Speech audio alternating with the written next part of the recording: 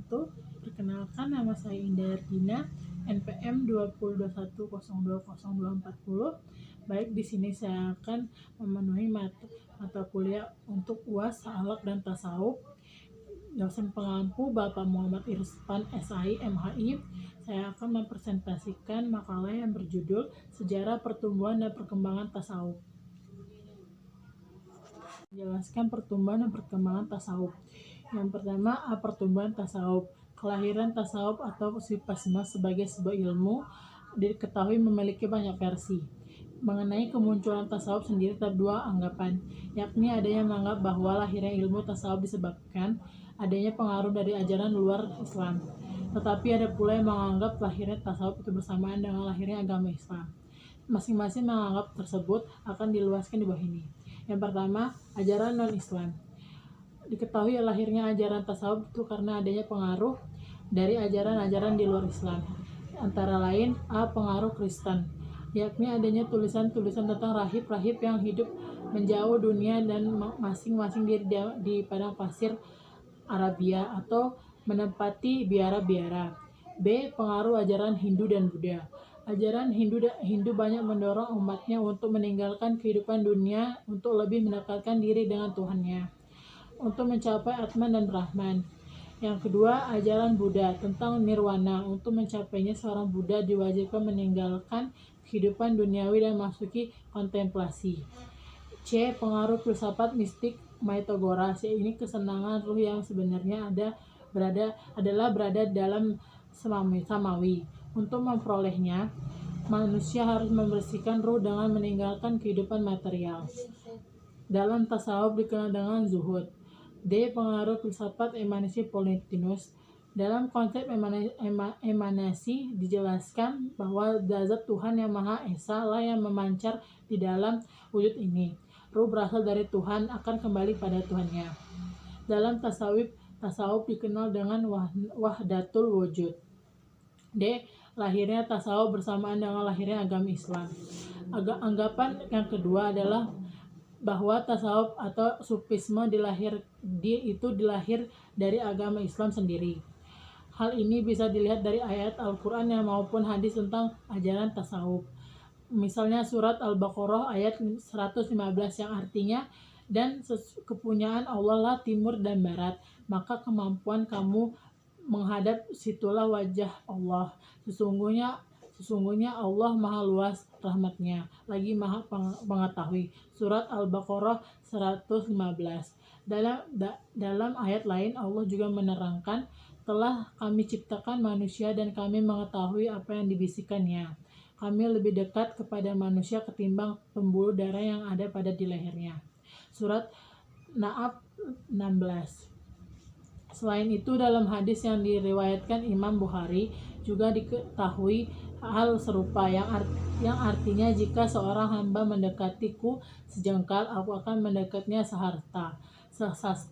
Jika ia mendekatiku sehasta, niscaya aku akan mendekatnya sedekap, dan jika ia mendekatiku dengan datang dan berjalan, niscaya aku akan mendatanginya dengan berlari.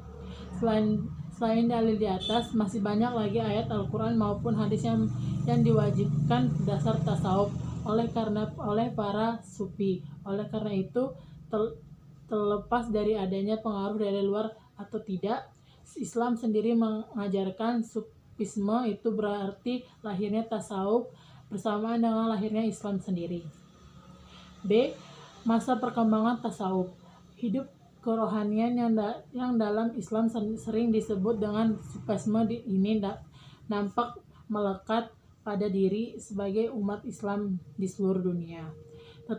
Tentu saja kehidupan seperti ini tidak lepas dari sejarah, pertumbuhan dan perkembangan hingga terbentuknya ilmu tasawuf pada saat ini. Dari beberapa literatur yang ada disebutkan bahwa sufisme Islam dimulai pada abad pertama Hijriah, yang mana pada masa itu Rasulullah SAW masih hidup, yang segala kehidupan cukup membawa arti penting dalam terbentuknya tasawuf ini.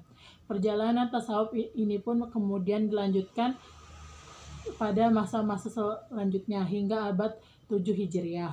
Adapun lebih jelas akan diterangkan berikut ini.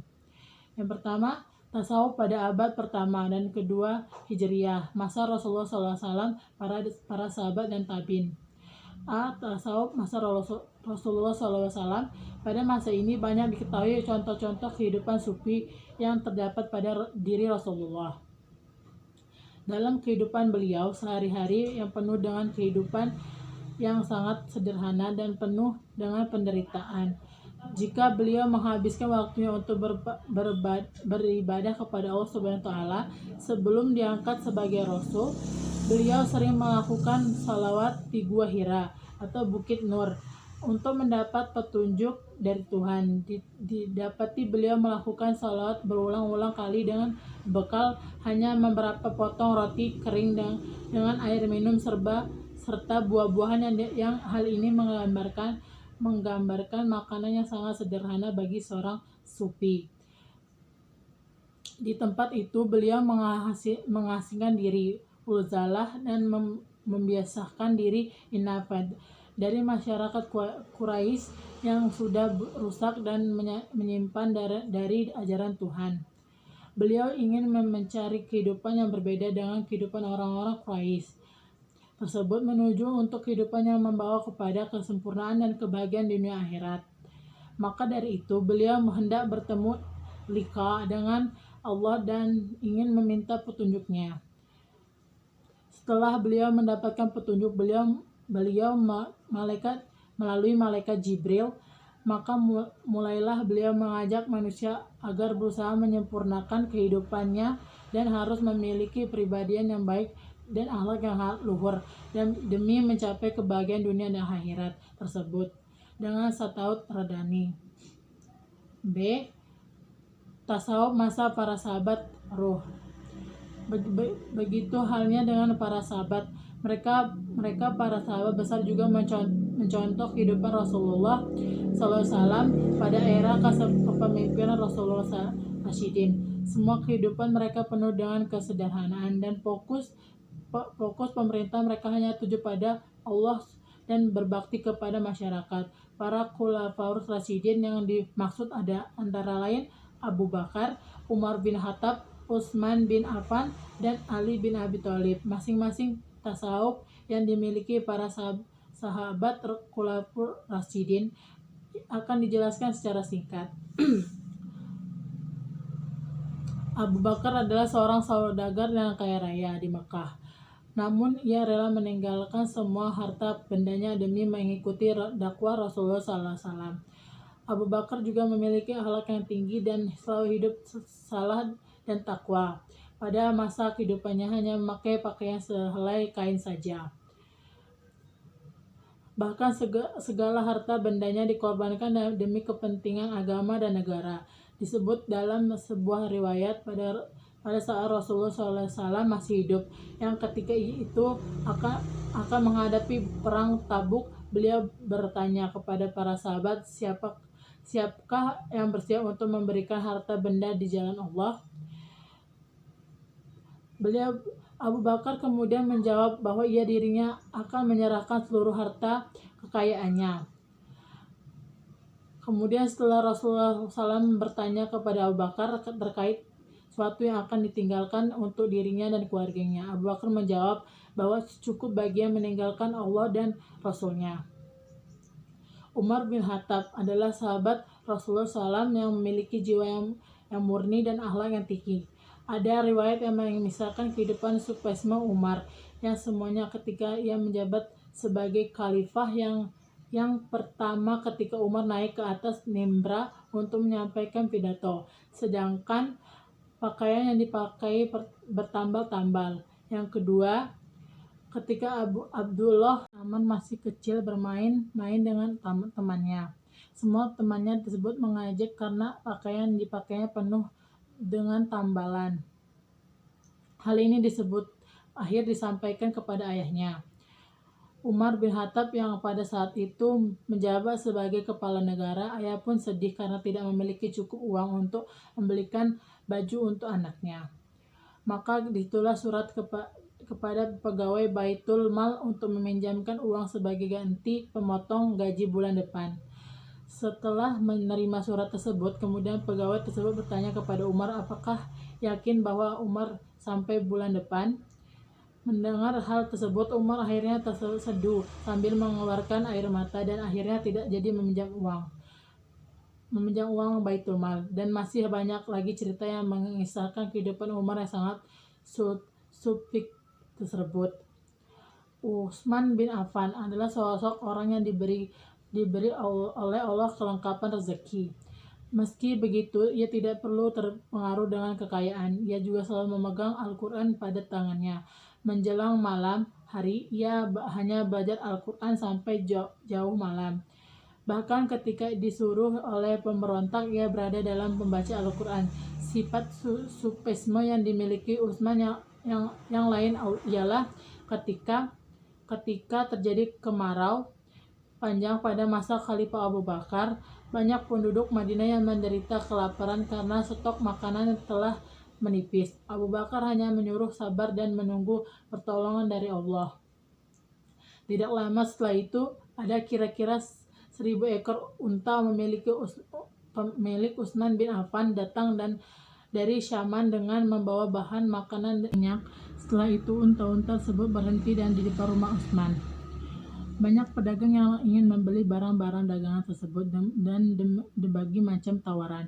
Bahkan ada dagang yang mengajukan tawaran hingga 10 kali lipat. Akan tetapi Utsman hanya memberikan untuk mengumpulkan para fakir miskin pada esok harinya dan memberikan hasil dagangannya itu secara percuma-cuma. Begitu pula dengan Ali bin Abi Thalib. Sifat kesederhanaan tidak kalah dengan para sahabat lainnya. Ketika menjabat sebagai khalifah, pakaiannya ia pakai hanya banyak yang sobek, dan ketika sobek ia sendiri yang menjahitnya. Suatu ketika ia ditanya seorang mengapa sampai seperti itu, pakaian yang sobek, ia hanya menjawab untuk mewujudkan hati dan untuk menjadi teladan bagi orang-orang yang beriman.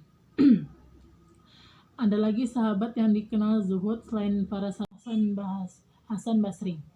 Setelah era Hudzaifah bin Yaman, kemudian disusul dengan generasi Zuhfi yang dipelopori oleh Hasan Basri. Hasan Basri belajar tasawuf kepada Hudzaifah yang kemudian menjadikan sebagai orang besar dalam perkembangan ilmu tasawuf. Bahkan dianggap sebagai ilmu iman orang-orang sufi. Hasan Basri lahir pada Madinah pada tahun 21 Hijriah atau 632 Masehi dan meninggal pada tahun 110 Masehi. Hasan Basri adalah seorang tabi'i yang besar dan ternama, baik dalam ilmu pengetahuan maupun dalam kesalehan dan kehidupan zuhud. Hasan Basri pula yang mula-mula membahas ilmu kebatinan, kemurnian akhlak dan usaha-usaha membersihkan jiwa. Yang kedua, Rabiatul Adawiyah.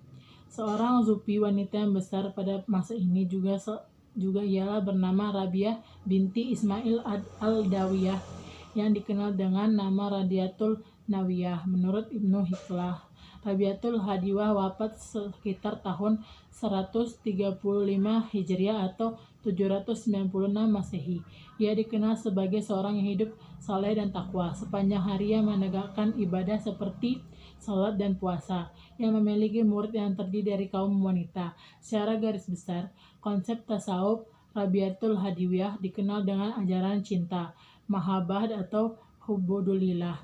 Di tingkatan zuhud yang tadinya dirintis oleh Hasan Basri, yakni zuhud karena takut kepada kemurkaan Allah dan berharap kepada apapun Allah, ditingkatkan oleh Rabiatul Adawiyah kepada zuhud karena cinta. Cinta yang telah suci murni itu lebih tinggi daripada takut dan harap, karena cinta yang suci murni tidak berharap apa-apa. Yang ketiga, Sufyan Tsauri. Sufyan Tsauri lahir pada tahun 97 Hijriah atau 602 Masehi dan wafat di Basrah tahun 121 Hijriah atau 732 Masehi. Ia merupakan seorang ulama hadis yang dikenal dengan seorang tabi'i yang sangat zahid dan tak tertandingi. Dalam hal Mirawidiyah, hadis dijuluki sebagai Amirul Mukminin dalam hal hadis.